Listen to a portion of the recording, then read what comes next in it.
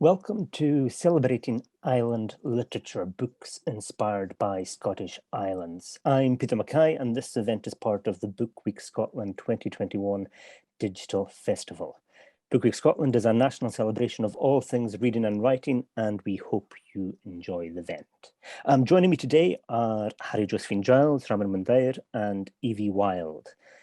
Harry Josephine Giles is a writer and performer from Orkney, now living in Leith. She has, in her own words, lived on 4 islands, each larger than the last. She has an MA in theatre directing and a PhD in creative writing from the University of Stirling. Harry Josephine's work generally happens, she says, in the crunchy places where performance and politics get muddled up. Their poetry collections, Tonguet and The Games, were shortlisted for the Edmund Morgan Poetry Award twice, the Forward Prize for Best First Collection, and the Saltire Poetry Book of the Year. They've toured globally as a poet and theatre artist. And their verse novel, Deep Wheel Orcadia, came out with Picador in October 2021. Raman Mundayr is an Indian-born, queer, working-class British Asian writer, director, dramaturg, artist, and filmmaker based in Shetland and Glasgow. She is the author of 2 books of poetry, Lovers, Liars, Conjurers and Thieves, and A Choreographer's Cartography, and the play The Algebra of Freedom. She's also the editor of Incoming, Some Shetland Voices, and has the films Choreographies of Resist Dance and Trowie Bucky. Earlier this year, she was an Ayash Travers Digital Fellow, and she is an intersectional feminist and an activist who has worked on a grassroots level against racism, fascism, state violence, no borders, and against gender-based domestic and sexual violence. Evie Wilde was born in London and grew up in New South Wales and Peckham. She studied creative writing at Bath Spa and Goldsmiths University, and her first novel, After the Fire, A Small Still Voice, won the John Llewellyn Rhys Prize and a Betty Trask Award. In 2013, she was included on Granta magazine's Once in a Decade Best of Young British Novelists list. Her second novel, All the Birds Singing, won the Miles Franklin Award and the Encore Award and the Jerwood Fiction Uncovered Prize, and her third novel, The Bass Rock, was published by Penguin Random House last September. Good afternoon to you all. Great to see you here. Looking forward to a very interesting discussion. This is, first of all, a celebration of islands, or books that celebrate island literature. And I'd like to throw this open just to see what it is in particular that you might like to celebrate about islands. I think we'll also get on to problems with islands as we go in the discussion. But to begin, Harry Josephine, what would you like to celebrate about islands? I think the thing that excites me about islands, and the thing that I think about my own islands, is how I suppose how oriented to the future they are and to their own future. That in an island place, the community is always thinking about how, in a small island place, the community is always thinking about how it's going to last into the future and what it takes to sustain that community into the future.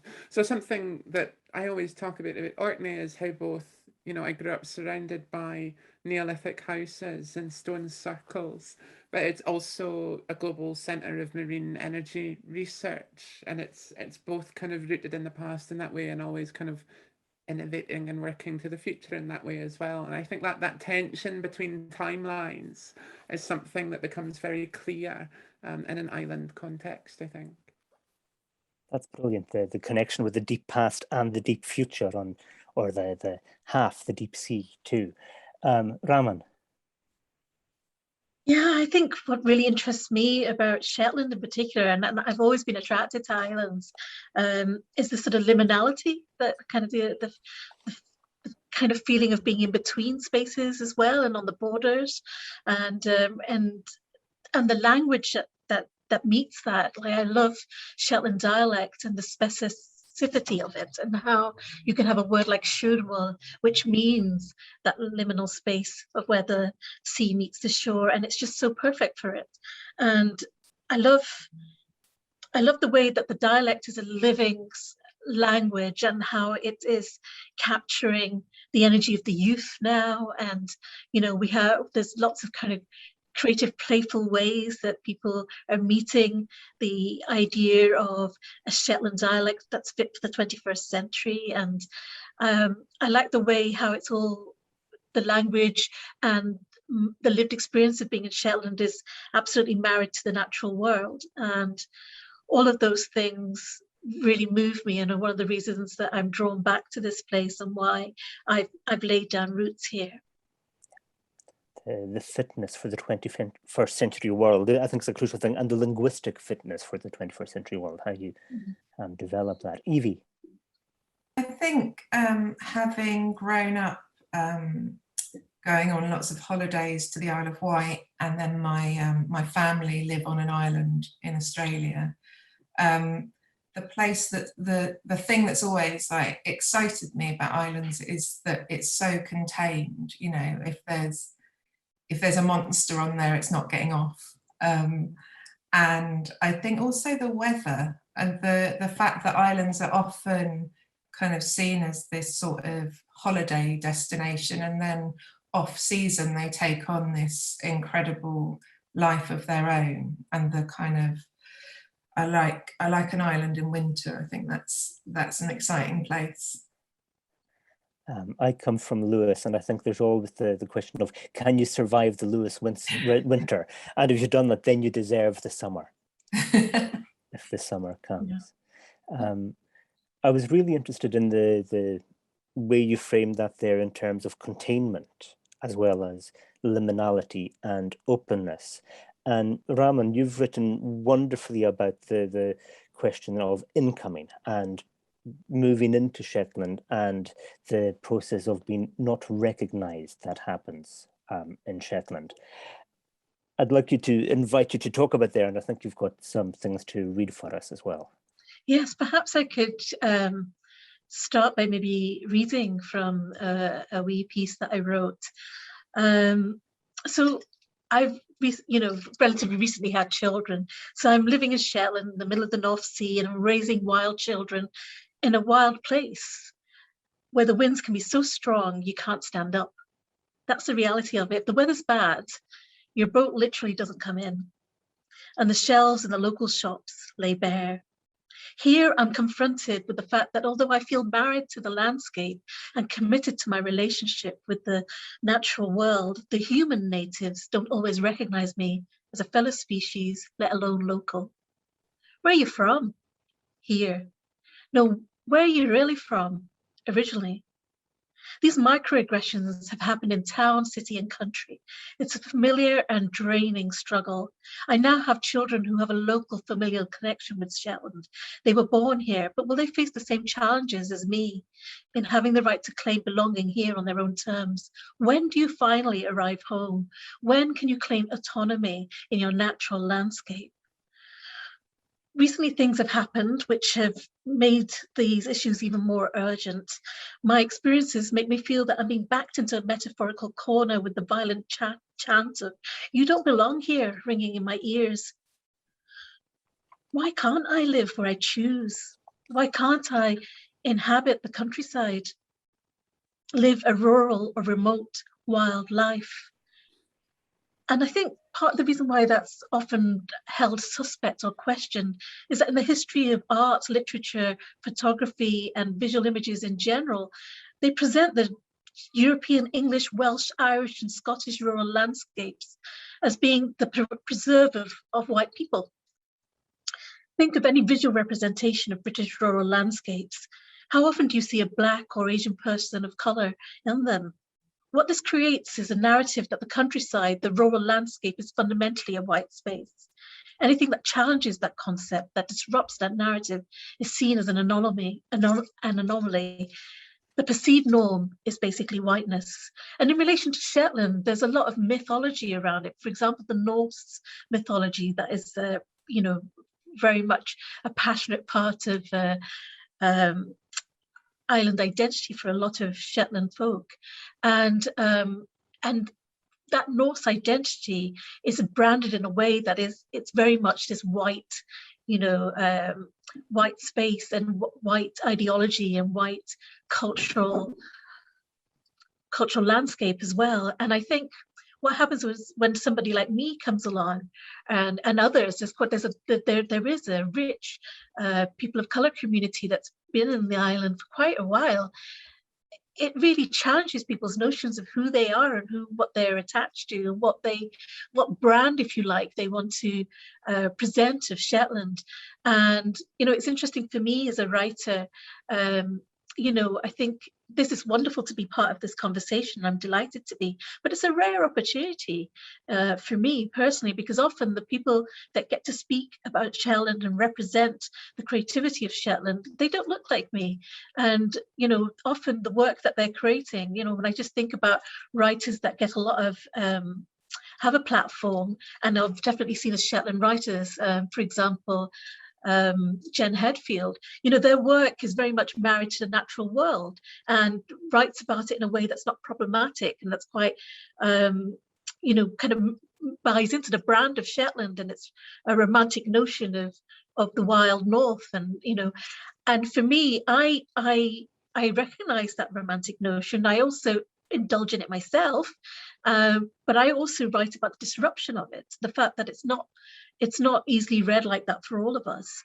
And actually, it's not that I'm saying that it's something to be dismissed or that it's a difficult space. I just say that it's a more nuanced conversation and a more nuanced dialogue, and there needs to be room for that, and there needs to be room for people like me to represent. One of the questions I would have about that then, is there something in particular about Shetland or islands that makes some people more visible or less visible, some who are able to be recognised in a way that city spaces might not? I think, I think with any sort of rural spaces, and particularly with Shetland, if I'm being specific to Shetland, what I do love about it is that the communities here, there is a possibility of embracing the eccentric, the people who are on the margins.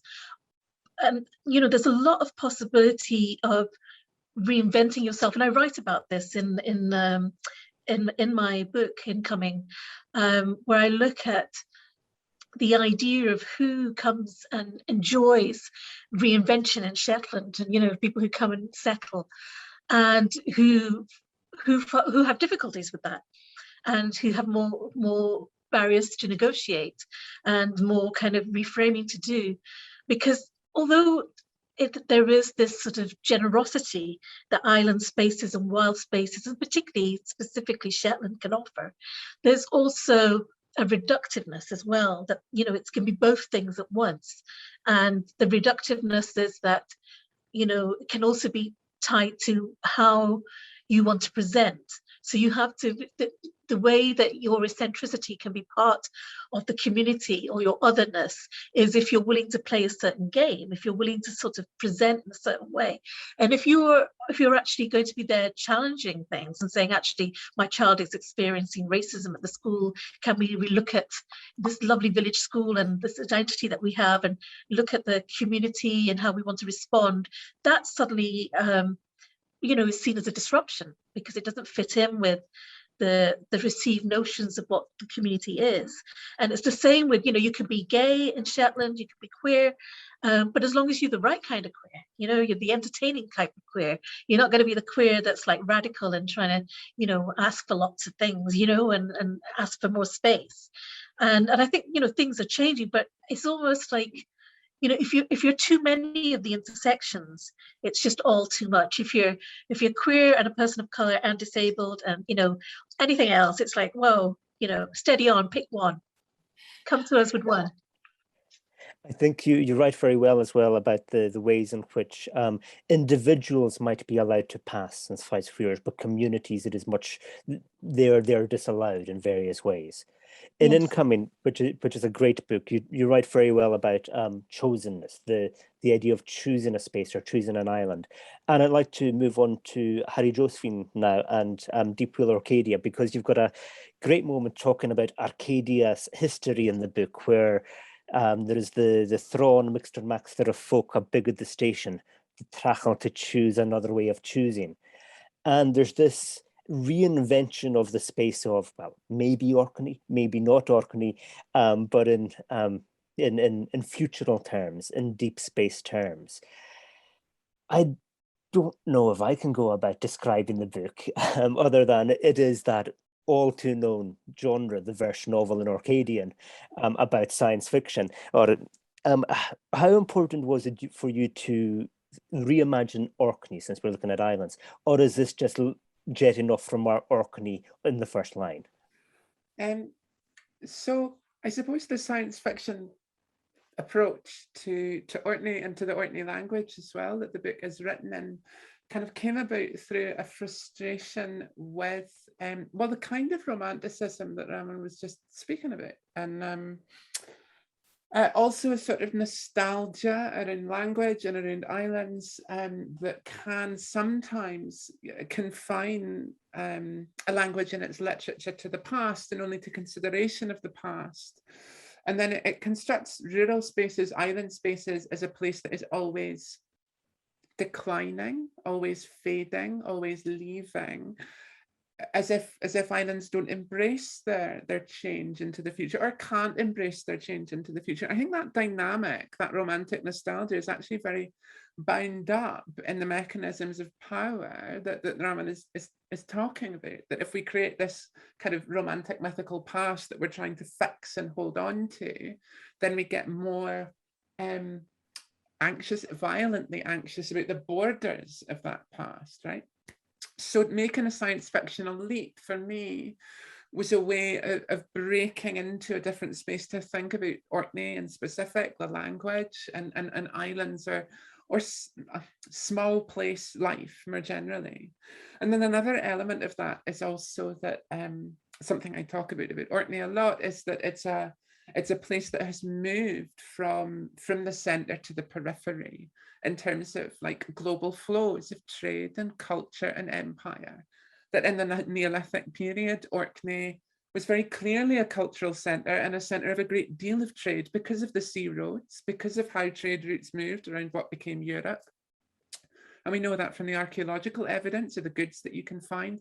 And then the significance of what look like religious complexes like the Nesebrodka in the Viking Age. And then again, in the British imperial period, Orkney becomes a really important staging place for colonization, for the violence of colonization and empire. And so there's so much traffic through Orkney, and expansion is happening through Orkney, that it becomes a place of transit and a place that's at the center of these global dynamics.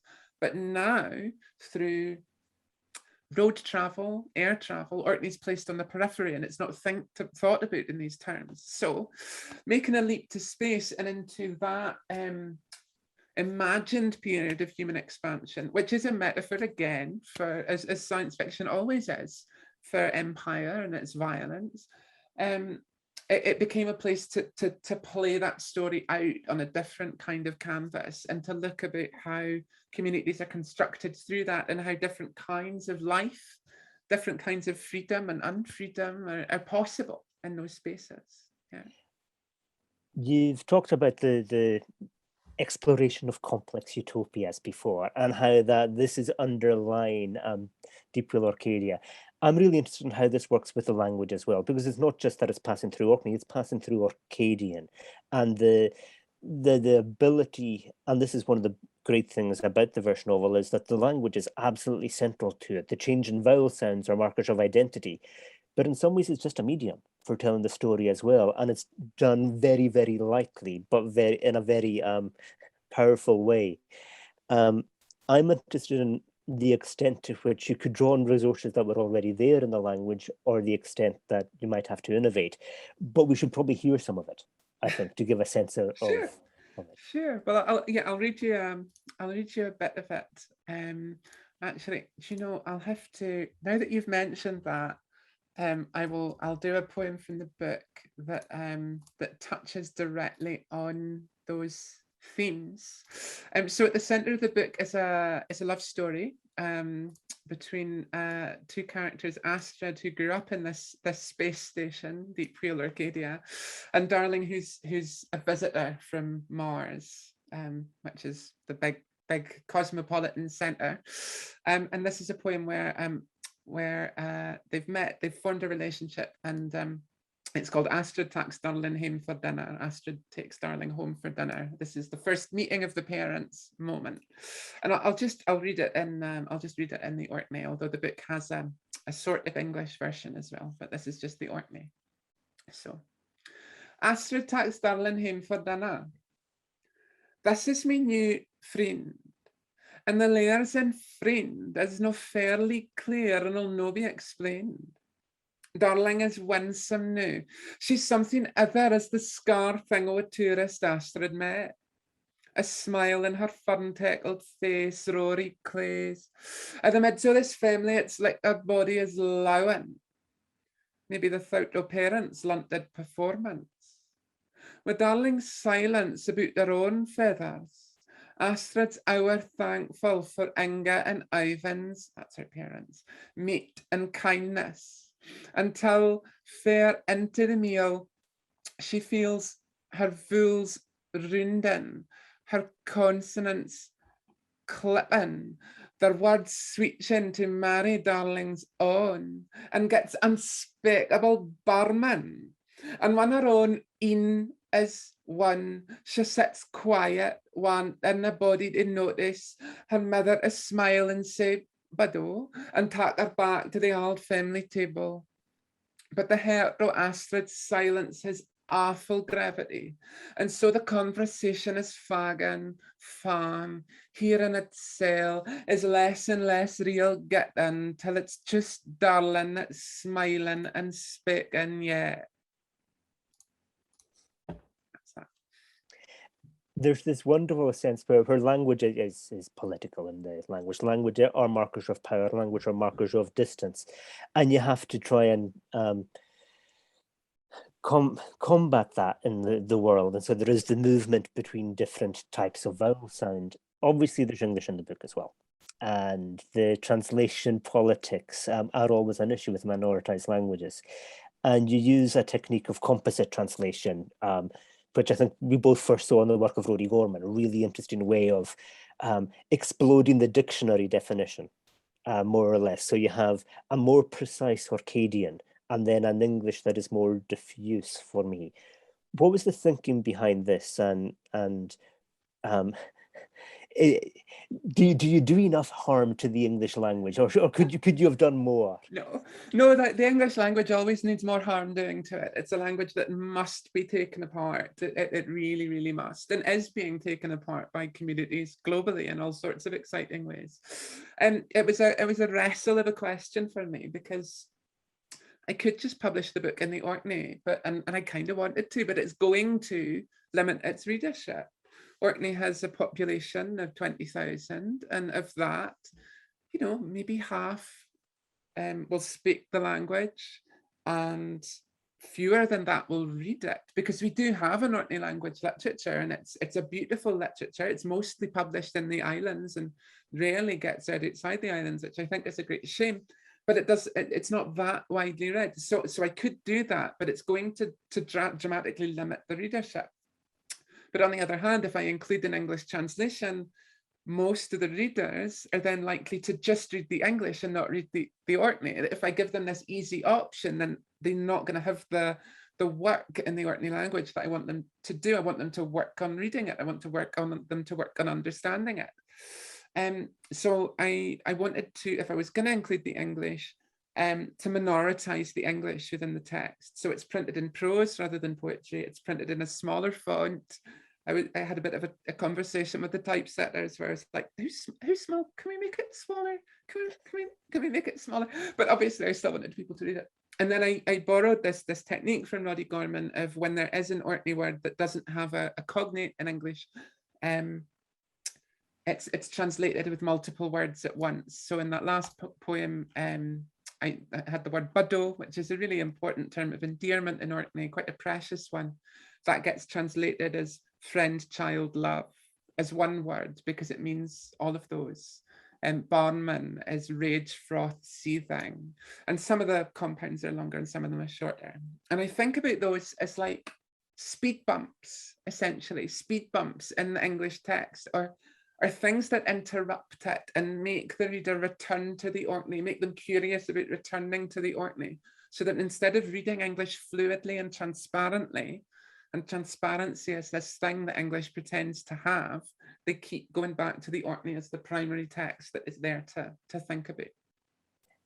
And I think one of the interesting dynamics for me in the novel as a whole is that you've got the precise Orkney language, but it's also a novel about mystery. At the heart of it are these wrecks that appear in space. And I'm not going to give anything away, but I've no idea what's going on.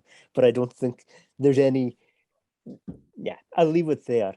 I want to move to Evie with that, because the role that the wrecks, I think, play in Deep Wheel Arcadia more or less is fulfilled by the Bass Rock in your novel, The Bass Rock, because it is a novel which, as Ursula Kenny says in The Guardian, tells the story of three interlinked women across several centuries and explores the ways that men seek to subjugate women and how women fight back. And it's got this Bass Rock hovering in the background, but never really explicated what it is as a symbol, or explicated what the Berwick law is as a symbol. What was it that attracted you to that image? And, well, is there just something ominous about North Berwick? I think the Bass Rock for me is like a linchpin for the three stories. I used to go to North Berwick a lot when I was a kid, and I had a great aunt who had a house there. And so my father had been going in his childhood. And I have to say, like, none of us loved it. It was very, it was a very, very English holiday. So when my father was little, they would take him on like winter picnics, which is like the most sort of British thing that you could imagine. And I have all these photographs of him and my grandmother on the beach with the Bass Rock in the background, and then later on pictures of me with the same landscape. And it sort of did this weird telescoping in my mind of just, it joined us. And the time that I was writing the book, my grandmother and my father had died in quite quick succession, and it felt suddenly like this place that had witnessed a lot of stuff. And I think it's also, I think that coastline is fascinating as well, this like wildness that's like gently papered over with a golf course. And it's sort of trying not to acknowledge all of the bird shit and tar and oil spills and all of the stuff that comes in from the sea. So it's always been a place of nostalgia for me. And I think anywhere within the UK that people kind of decide in the 1950s as a holiday destination is really interesting. Because what we think of as a holiday now is very, very different from that. There's the sort of outdoor swimming pool in the freezing cold rain is a memory from my childhood. But yeah, I think the Bass Rock itself, this place with an incredible history. There was a hermit that lived there, and then it was a prison, and now it's home to the largest colony of gannets in the world. And it stinks, and you go up to it in a boat, and it's so sheer that you can't imagine how anyone ever got onto it. It just feels like a really secretive place. It's got a tunnel underneath it that opens up at low tide, and there are stories in my family of people who went in there, and it just it feels like a literary place for me. I'm always interested in the way that islands can also become prisons, and the Bass Rock was literally one of those, and especially the islands can be prisons for women. So you've got here St Kilda and Lady Grange there. And I love the idea of a golf course as a veneer, as a thin papering over of much more interesting and much more wild things.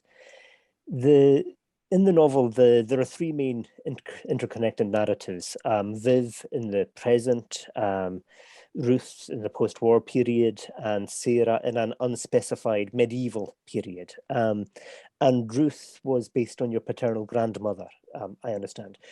But these are also interwoven by short stories, almost short vignettes, all of which revolve around, again, male violence against women. How did you choose which time periods to settle on when you were writing, when you were choosing between the possibilities? And then can you give a taste of it, I believe, just from the beginning of the novel? So I was, I think the Ruth in the 1950s and Viv in a more or less present day, they kind of fit in quite nicely and obviously together, because Viv is clearing up Ruth's house in the now and kind of sifting through artifacts and discovering that there's something in the house that was perhaps haunting Ruth. And then Sarah, it kind of, as you say, in a sort of medieval time frame, there was an idea that I was thinking about, that witch hunting never went away, but it just sort of changed shape.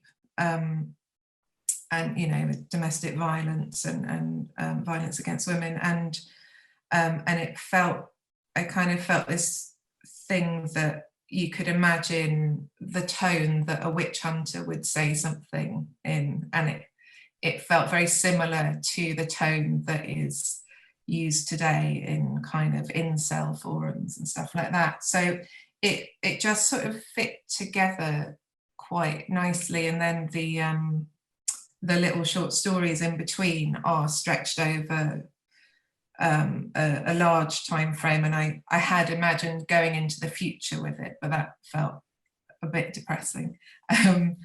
And so, yeah, I think it was, I think those three in particular stood out amongst a lot of other timeframes that I was working on, just as they felt like they were talking to each other.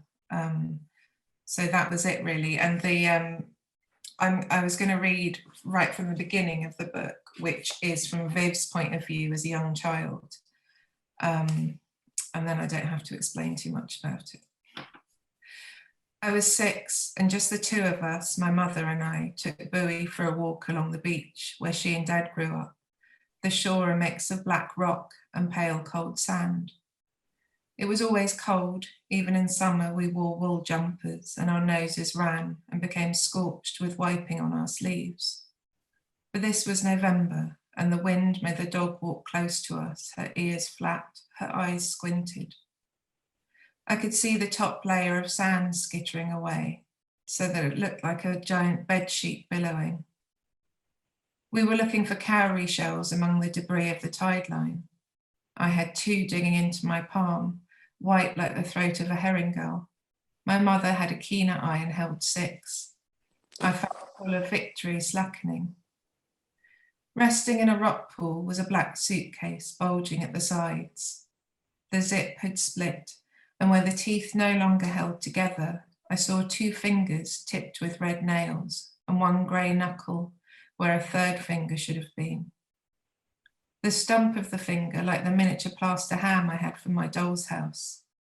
The colour had been sucked from the knuckle by seawater, leaving just a cool grey and the white of the bone. It was the bone, I suppose, that made it so much like the tiny ham. I moved my arm to swat something away from my face, and as I did, flies rose from the suitcase in a cloud thick and heavy. Behind me, my mother, "Another one," she called. "I found another one."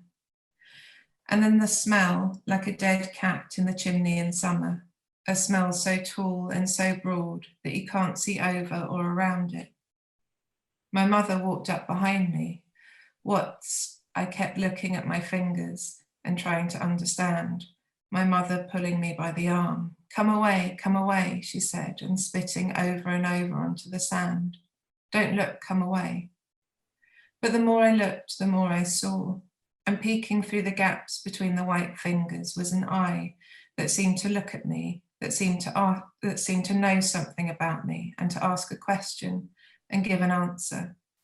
In the memory, which is a child's memory and unreliable, the eye blinks. That's an amazingly capturing opening, and it's one of the inexplicable things in the novel. Again, the blinking of that eye, whether it happens, and there are various elements that, again, I don't want to spoil the book for anybody who hasn't read it, but they are inexplicable. You've talked about how you were working on this at the time of Me Too, and there's a lot of anger in the novel, and there's an awful lot of appropriate and necessary anger in the novel. The resistance to politeness, the resistance to being told that women shouldn't complain because they're being difficult or hysterical. I think there might be a tension in it as well for me, which is really interesting, because you also talk about your love of Stephen King, but your frustration with Stephen King's endings, because he always shows the monster. He doesn't leave it. And I'm wondering if there is perhaps a tension between, okay, expressing anger and the targets of that anger and not showing the monster, of leaving it a little bit diffuse. It might be the question of where the novelist leaves off and the activist begins, or vice versa. Yeah, and I think the monster in this case is often kind of wrongly attributed to men, and that's not what I was kind of writing about. I think the thing that you can't see is the societal pressure on men to be something that they're not naturally. So I think for me that's the anger and because I really like men. I know some nice ones, and the struggles that they come up against with not being allowed to be themselves, and how that turns into something toxic and putrid, and how sadness turns into anger is something that I've always looked at and always been interested in all of my books. My first book after The Fire, A Still Small Voice, was about the sort of toxic masculinity in Australian men and the trickle-down effects of different wars. And so it's always something that's fascinated me, trying to get like a fingernail under the skin of the toxic masculinity. And I think also the way that we teach our little female children to kiss the creepy uncle, because it again papers over, makes everything comfortable, and it feels, to me, it's always felt like a very English thing. It's like, whatever we do, we cannot make a fuss, and the importance that's driven into us from a very young age of just making sure that the men in the situation don't feel uncomfortable, are not made to feel uncomfortable, that, how hard it is to say, I'm sorry, I don't want to give you a kiss or a cuddle, as a woman, has always bothered me. And then when I started writing the book, I just had a son, and I think there's this panic of like, there would be a panic if I had a daughter, because how do you keep her safe? And then there was a panic of like, what if I inadvertently raise someone who harms another person? So yeah, I think for me that's the monster in the book. And I do love playing with the supernatural. So there's ghosts and the odd sort of idea of a monster in the background. But yeah, I think it's impossible to show the monster of toxic masculinity, because it is so layered, and it's in the air we breathe, and it just looks like a perfectly decent looking man. So yeah. The horror of institutions, the horror of the institutions of education, of church, even of the family, of society. And everybody in the novel seems perhaps trapped by some of these or having to work their way out of this. I'd like to throw this open a little bit more widely, and particularly to Raman in the first case, because you've written so well about trying to find spaces for queer Black bodies, and I love the idea of the Mundair test that you came up with to focus on the representation of people of color within the theatre world and within television and film in general, to make sure that you have that they are not constantly placed in a frame of whiteness or a predominantly white community. But especially through your poetry, I see it largely as a celebration as well of queer Black bodies. How difficult is it to maintain the positivity of celebration, though? Actually, I wanted to add that it's not just about the framing of whiteness, it's also about, it's also an assertion of that we can be many things, and including joy. And joy is actually hard won by, and it's something that's an active process as well that I've found in my own kind of leaning in towards it, that I have to maintain it like a fire, and it needs to be tended to. And yes, certainly there is, there is a negotiation that takes place that can be fraught. But I also think that it's a very useful place for a very human conversation. And I think, whatever I my work is really about engaging with that conversation, with that dialogue. And certainly it's not just about taking up space, it's about kind of sharing how we can, this other self can also refract and present and reflect back an element of beauty that maybe you've not seen, that you've not actually been aware of, and that actually I can offer you, that it's not just trauma, that it's like, I'm not just all trauma, I have other things to offer you. So can we make space for that? And also maybe you can learn about your own, specifically here we're talking about island identities and cultures and communities. Maybe you could learn from me. And obviously, when I'm thinking about this conversation in relation to Shetland, I'm also thinking about, I'm living on a part of a wider island, the UK. I'm also very interested in language and how it holds all that, particularly Shetland dialect. And when I first moved to Shetland, I was really struck by the conversations I was having with local folk, and particularly, probably the baby boomer generation, who spoke about being at school and literally having Shetland dialect sort of, hit out of them, using physical corporal punishment. And, they were encouraged to canap, which is like the Shetland word for kind of taking on an English tone and identity. And I found that really fascinating, because that's, and actually viscerally, moved me, because that's very much been my experience of learning English as a second language. And, the way that I've negotiated, first when I landed in the UK, I landed in Manchester, and kind of negotiating that lived experience, and how, I had my languages that I came with, Punjabi, Hindi, were dislodged, and in a frantic kind of bid from my family, and I suppose myself, although I was a child, I filled it up with these knapped words, with this knapping. And so I really, really related to that. And I wanted to read a wee piece from my second collection.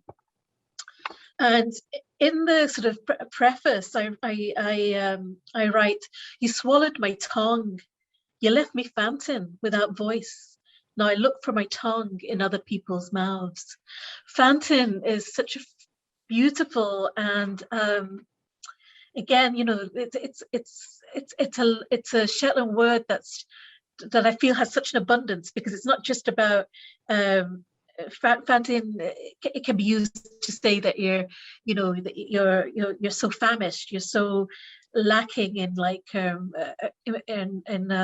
nourishment, not just the food kind, but in any kind, you know. And it can also mean kind of like an emptiness, you know, like being almost ghost-like. And I just love the quality of that. This tune is no big enough for thee to lose the cell.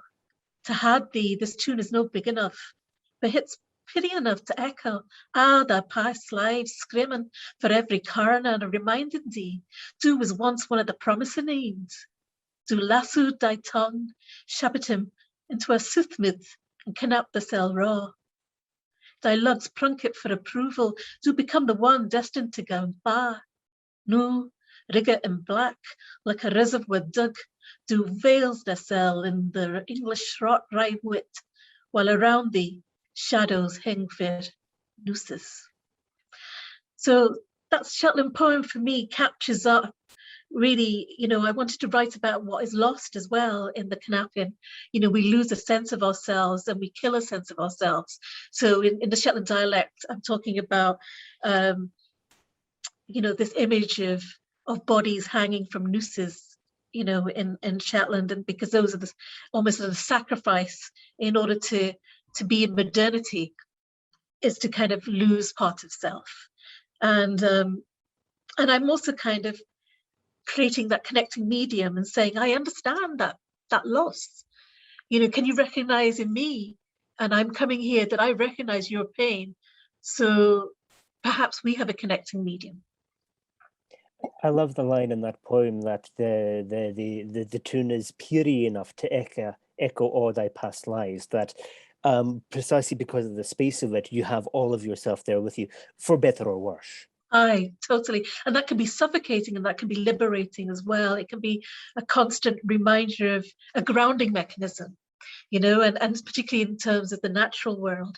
But it can also, for some, you know, what I also really love about Shetland, and you know, Harry Josephine was sort of also alluding to it, I felt, was like, yes, this wider, you know, the sea roads and the history, and the fact that it was a centering place, you know, it was a place that many travelers passed through, and from that it's been dislodged to the periphery, you know, and that place in the periphery, you know, what does that mean to your sense of identity when, you know, before you were the center, you were essential to this bigger identity of colonial self that, you know, that Great Britain was, you know, entertaining itself with. And now it's, you know, there's almost like an inner fight within itself of like, you know, wanting freedom. Like there's ideas in Shetland of, you know, actually we're more Norwegian, you know, we should have like more kinship with the Norse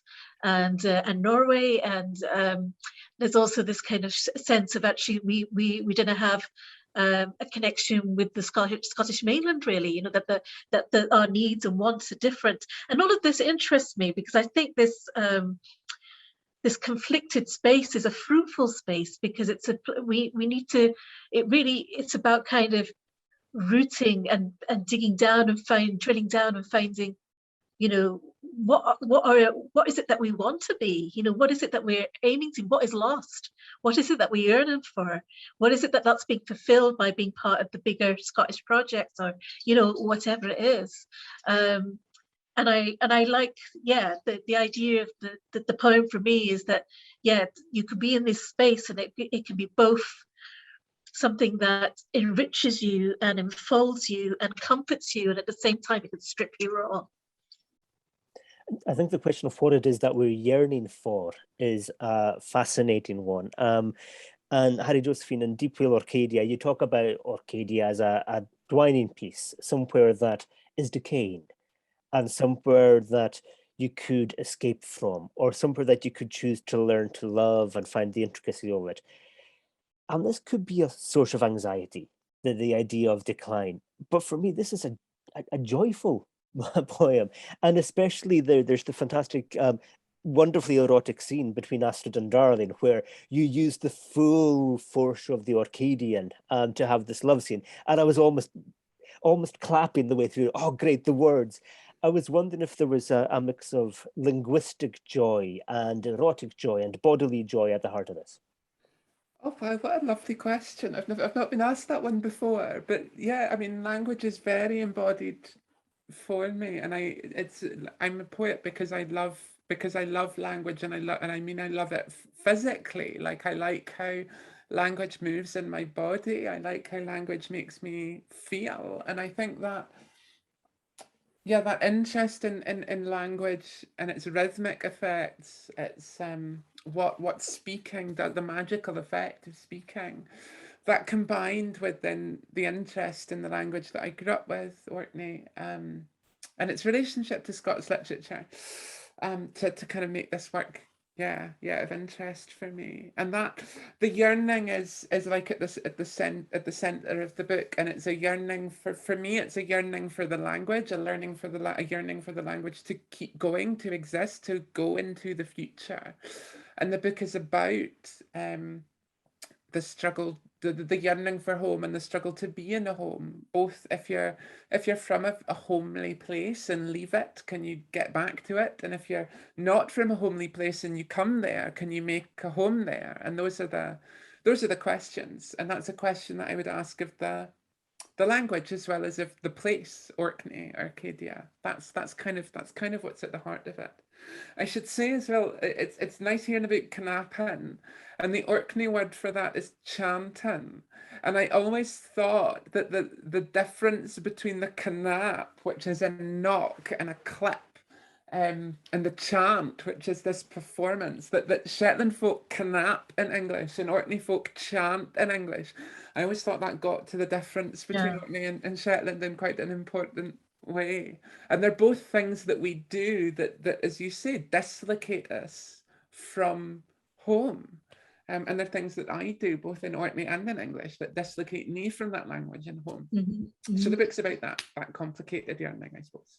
I'm really interested in what you were saying, Harry Josephine, about language and embodiment, and very much something that intrigues and interests me, and how, you're pointing out now about chanting and knapping, how close they are, and how performative, they are, those words, but actually in terms of sound and embodiment, how different they are.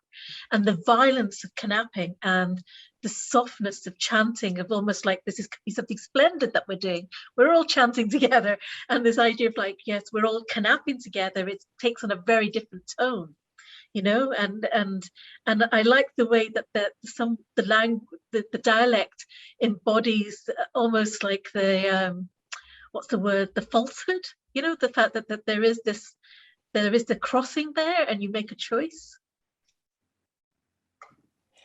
I'd like to move this on to bring Evie in at this point as well, partly because it's the question of yearning for what kind of world we would actually like to have and how that's embodied in language. And I think this is tentatively explored at the end of the Bathrock as well. It's the possibility of telling ourselves slightly different stories, or the possibility of shaping the world in slightly different ways.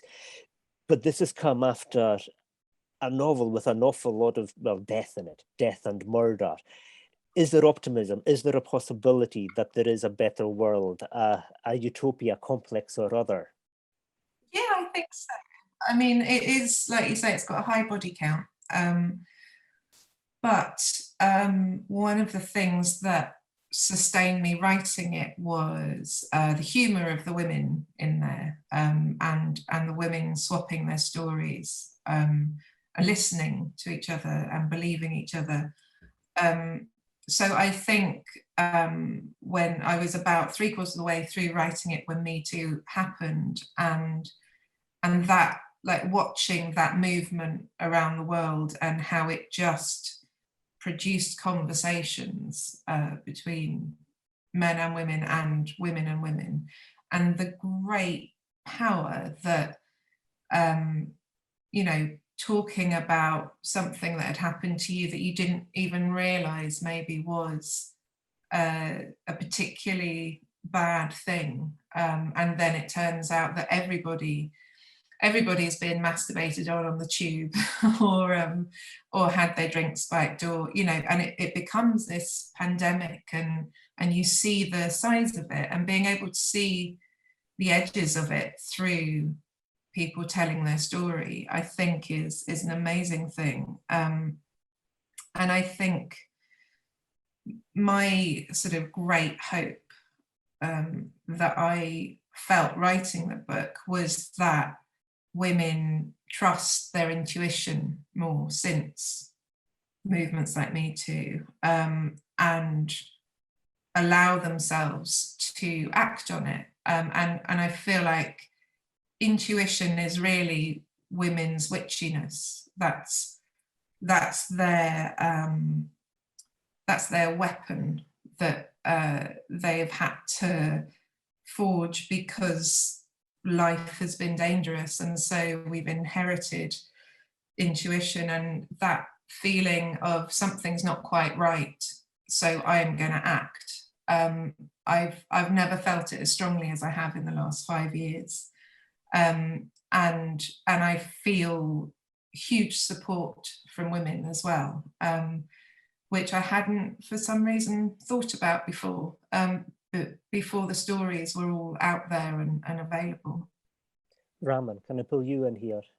Yes, I just wanted to. I really feel what Evie is saying. I really agree with everything that she's shared, and I wanted to sort of add, I suppose, that I think women have always believed in their intuition. It's more that they were gaslit around it. And that's what's happening now, is that the shifting around our lived experience and it being recognized in a nuanced way is the most powerful thing that I think has taken place in the last few years. And it's not just around gendered violence, it's also around racial violence as well. And all of that makes it really, talking about embodied language, once we start recognizing lived experience, it means that the language can have more meaning as well when we talk about our experiences. And that's really what I wanted to draw to the fore here, which is, I think we're all writing things that are, really, really important and offer something about the world that we live in, and specifically if we're tying this to islands, about island experience, but but universally as well. I think it's about actually taking this embodied language and giving it another connecting medium, another way of fulfilling itself. Harry Josephine, you've got a minute because we're coming close to our time.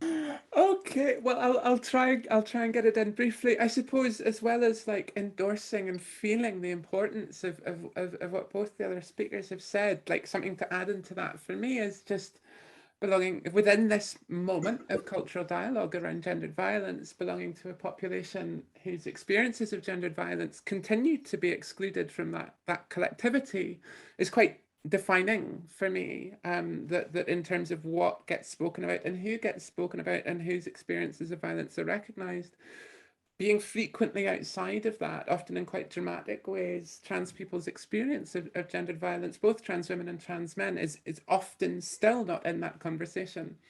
And that, I think, ties me into this question of hope and utopia, in that whenever there is a burst of utopian hope, or there is a movement towards something better, the existence of that often excludes and includes at the same time, but it makes some things possible and some things impossible, which I think is something that's in my book as well, and something I'm always wrestling with as a utopian and as someone who wants to be part of those collective experiences and is sometimes outside of those collective experiences.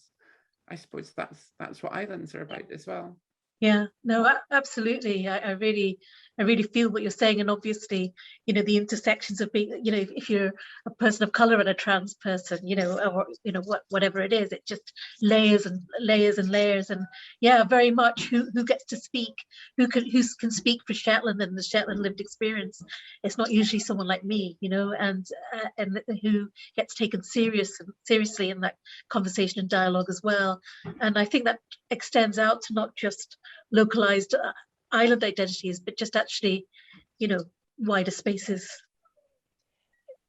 I think my utopian version of an island would be one that is one in transit, that allows for conversations to be had, that allows every voice to be included. But I also am aware of the ways that islands can quickly become insular, closing spaces. So I think it's something we have to fight for at every point, is to allow these different flows of communication between and in islands, to have every voice represented, to have the sense that trans people, Black people, queer people are allowed voices in the Scottish island spaces and the broader discourse of Scotland as well, which is not always the case. I'm going to have to bring it to an end there. I'm sorry, this has been a fantastic discussion. I'd like to thank so much personally and for everybody listening, Raman, Harry Josephine, and Evie. And you can't hear them, but I assume there's a huge round of applause happening out there in the internet. This Book Week Scotland event has been brought to you by the Scottish Book Trust.